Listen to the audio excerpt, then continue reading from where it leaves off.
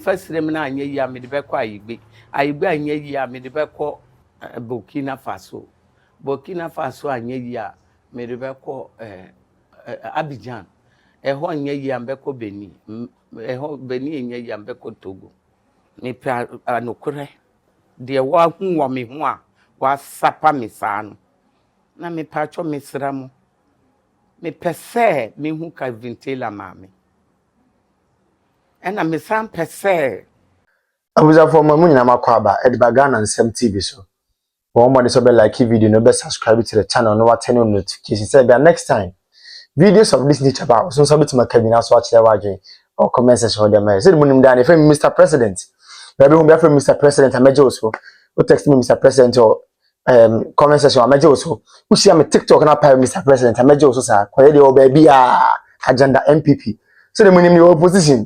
So we are trying our possible best. We use Ghana and the same TV channel also. They are what the new patriotic party Amenyokuno. They are power 2028. Inshallah. Dr. Ladma Umbo president. Now also the upper by Mbia so Selkebi. Na my kan kaya yi were John the money Muhammad the book at Neze Ibu. Ya many am for the Messiah. Dr. Ladma Umbo Yama the NS Assembly few. Now once again may catch a gun and Mabuni and I say, I'm man your 7 years. Eh daachinti na ya manyo se menye mprimprint ya manyo se de wo ye bia no wo ye no wadwo se inti daachi bia no would you be proud of decision I will make here in politics?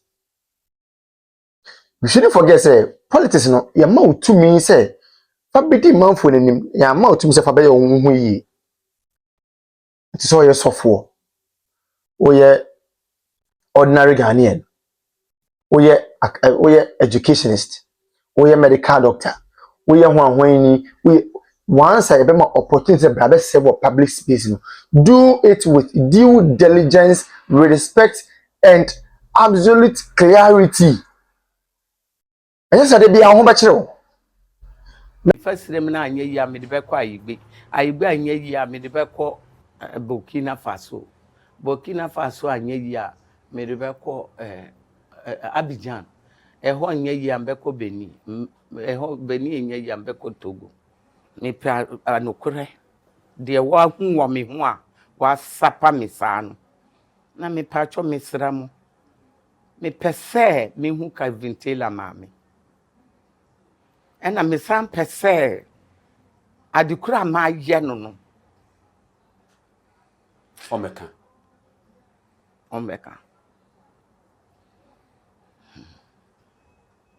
Abutre.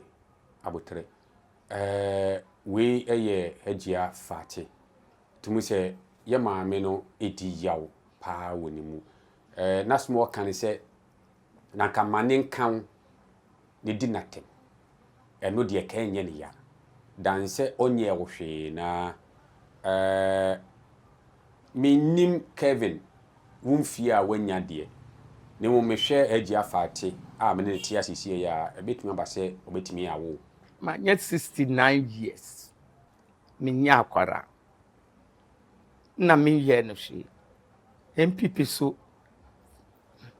mensu. Nyame hye woden na emu akukuduru se de be ni edise.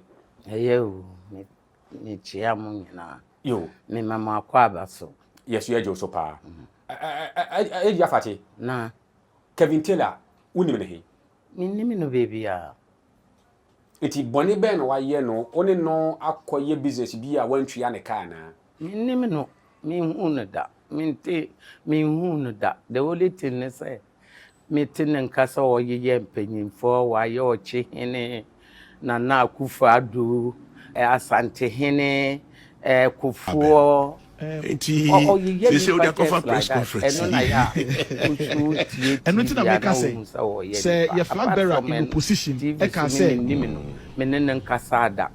believes say the state of emergency about illegal mining. And people mukra ba ye munche. As at that time, no maybe you know who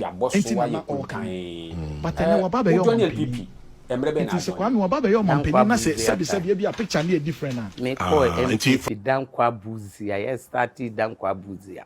And me join Dankwa MPP. Tire ye ekwan a fa so wo join MPP. Na me tonkas was circle. Me ye busuafo a wo no nyina. Me busuafo nyina ye. Na omo ye Dankwa Buzia. The time me busuafo ye MPP for. Me busuafo nyina ye UP for. In short, me busuafo nyina ye UP for. Tira. Enti wo nananom edi kan journey UP. Yes, ya wo me wo UP. Ye wo UP mu. Yes, of course. Na eye yi aben. Na ya wo me nyina me ba na me busuafo ye UP for me ntimi nka. Me ya wo me to UP mu. Me ya wo me na me papa na me busuafo nyina ye UP. Ntimi nka yi ya. Me ya wo me 57 and sana me 57 na ye nya independent no fa hodie no mu ma ye wo 3rd March 57. Okay. Enti eba ne say ende ade na abranti ne hu afa ho nti a o to adapa emu ode sa Minti minka eno na me say sa abranti ya no me nim de wa hu o me ho so bi so na akobo ne paasa won ya me ya me the only thing ne say ma no asam ne say me ya wa ya me ne nsama wa kafa me ho no on na betimi a kire de ma ya no me de nim.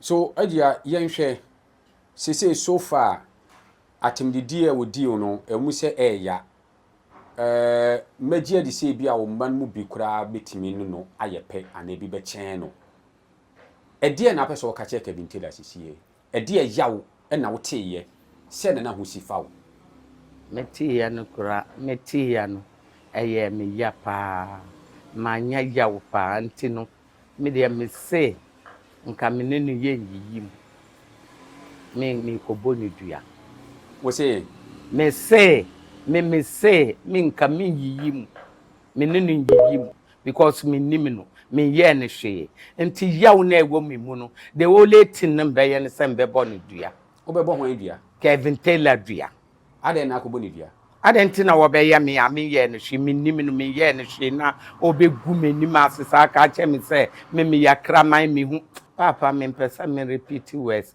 me simbe boni dua that's what dua ne na be kire adekura maya obisu be ka se penifo bebre wo mani mu a o maba eko enipa bebre didi o matem se ye bo manfo dua e mu didi amanfo etem se ko bu ewu obia ne ne suban ya wode wo wiase wo ye obia de na wo ye wa na ebe ye wo ya enya wo ya wo mbo dua but nipa me ye ne hwe dua na be kire adekura ohu me hu a wo ye me dua no be bo ne sen eno de ye masama ewo mitirim de mbe ya na ewo mitirim me pesa no kore ndedi ti biebi ambefa bia mbefa na maboni dua Kevin Taylor se wo ye nipa wa na wama NPP ase papa mu ni wantwantwi no nkromba aba me then na maye na mama MPP papa free eye kwame Japan time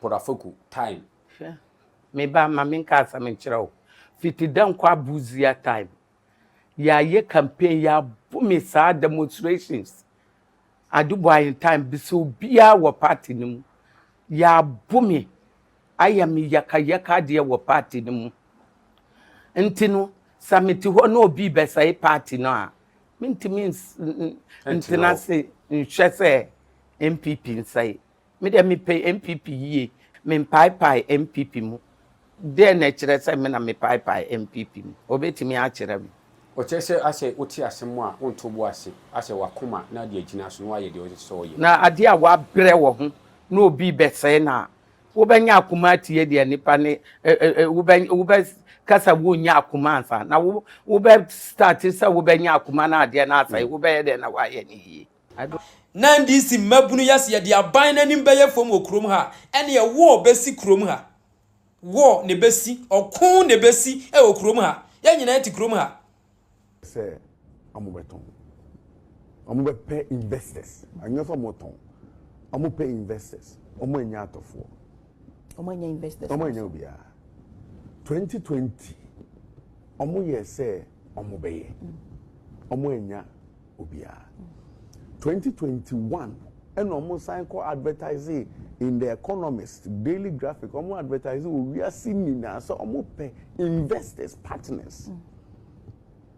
Yes, almost tongue. Almost pay partners. So time no. Na me ni abem. Okay. Na me ni abem. Na me ni minister. Me be minister 2023. Until 14 companies are a bid some partners meeting. Na me company ne can be. Oh, number 14. 14. Is there yesterday it was a so idea say unkwana. Omo advert. And yes, I mean my company. O company. I'm separate from my company. It's true, but oh dear. Absolutely. 14 companies and a bid 2021. Na minister na juma ya me yen tinu Rock City no me margin is amount for management and I'm very happy with them.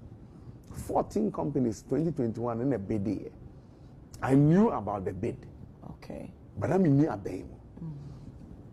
Yeah, but second time, 2020, manji post. Until almost called through process na and almost shortlisted 3 companies. Senate. After 3 years, 2.5 years, open tender. A biographic movie, and almost shortlisted 3. Into 3 companies, no more shortlisted. Now Rock City can be. There was nothing wrong with the transaction until Midimba up for vice president. And the Bay issue. Was it an agenda? Then okay, Ghana honey away. Doctor, who got any Ghana honey? Who understand you? Was it an agenda? From 2021. There was nothing wrong with the Senate called through processes now from 14 companies, almost only so about 3. Open. Probably be anyhow. Me be minister April 2023. Almost started at the end of 2021. 2022. 2023 April. And I'm be a minister. Until Rock City was part of 3 now my shortlist. You know. It took 1 year, 2024, and no more enter negotiations. No problem be anyhow. Kopim da, I became one of the potential names for vice president. And about for Kofa and no Edibai. And then Smith announced to say, that's so per partners. Call parliament on this, some per partners. Because hotels in our essay.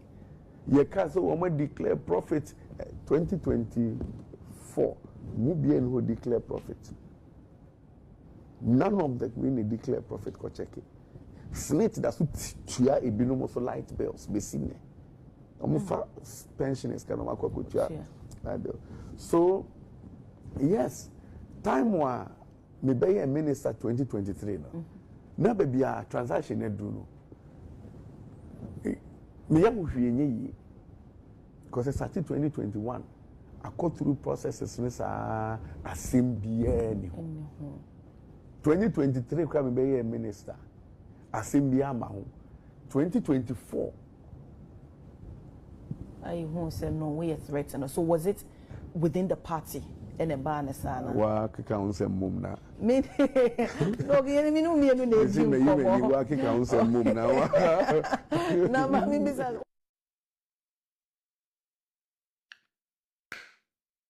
Blame it on the rain. Do you remember that song? This is what they do. This is how politics has become. And then they say that politics is dirty. Politics is not dirty. It is bad people who create that impression. Politics is not dirty. This politics that you've done, this kind of politics you've done, you are depriving old people. You see, if it was in some country, we'll take an impeachment process to parliament because you are depriving old people of their money. SNIT is a national backbone. You are depriving SNIT of money to satisfy your ego, your caprices and whims. You want to satisfy that ego and to bring down another. Ghana, we like that too much. The new generation is not like that. The youth are not like that. I see they push up each other. They're not like that. chairman. Former NCA board chairman, only a member of this government, went to complain